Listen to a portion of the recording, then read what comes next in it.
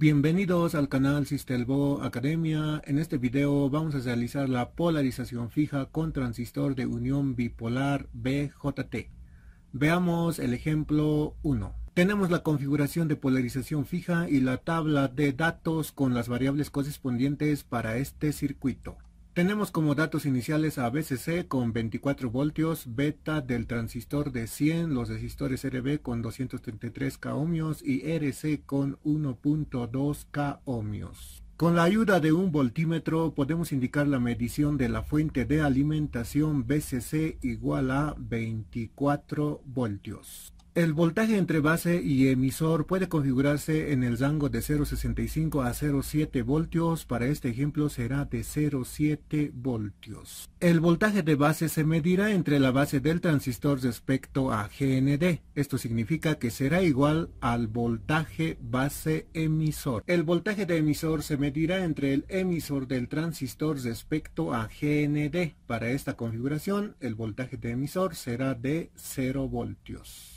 Para hallar el voltaje en RB se analizará las caídas de tensión en esta trayectoria aplicando la ley de Kirchhoff para voltajes, que indica que la fuente de alimentación BCC será igual a las caídas de tensión en RB más el voltaje de base emisor.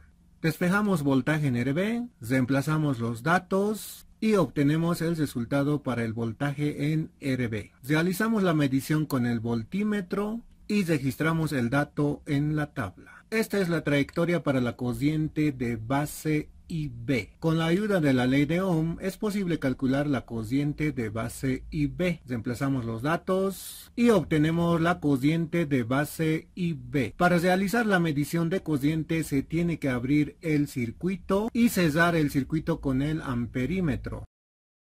Registramos el dato en la tabla. La nueva trayectoria de la cociente IB será ahora a través del amperímetro. Esta es la trayectoria para la cociente de colector IC. Con la ayuda del parámetro HFE o beta es posible calcular la cociente del colector IC. Despejamos IC, reemplazamos los datos y obtenemos la cociente de colector IC. Para realizar la medición de cociente se tiene que abrir el circuito y cerrar el circuito con el amperímetro. Registramos el dato en la tabla. La nueva trayectoria de la cociente IC será ahora a través del amperímetro. Con la ayuda de la ley de Ohm es posible calcular el voltaje en el resistor del colector RC. Reemplazamos los datos y obtenemos el voltaje en RC. Realizamos la medición con el voltímetro y registramos el dato en la tabla. Para hallar el voltaje entre el colector y emisor BCE, se analizará las caídas de tensión en esta trayectoria aplicando la ley de Kirchhoff para voltajes, que indica que la fuente de alimentación BCC será igual a las caídas de tensión en RC más el voltaje de colector emisor. Despejamos voltaje de colector emisor BCE, reemplazamos los datos y obtenemos el resultado para el voltaje colector emisor BCE. Realizamos la medición con el voltímetro y registramos el dato en la tabla. El voltaje de colector BC se medirá entre el colector del transistor respecto a GND y será igual al voltaje colector emisor. Esta es la trayectoria para la cociente de emisor IE.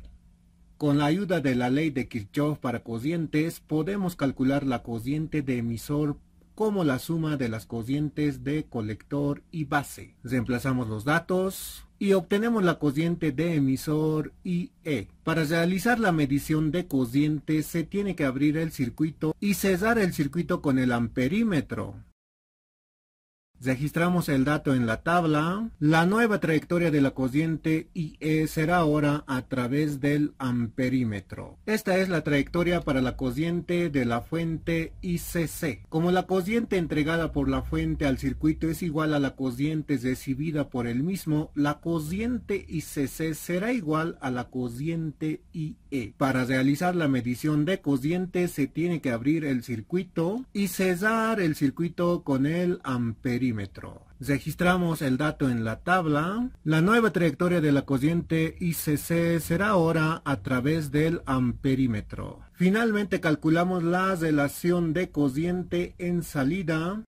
Podemos observar las mediciones de voltajes realizadas en Proteus y las mediciones de corrientes realizadas también en Proteus. Muchas gracias por ver el video y será hasta una nueva oportunidad.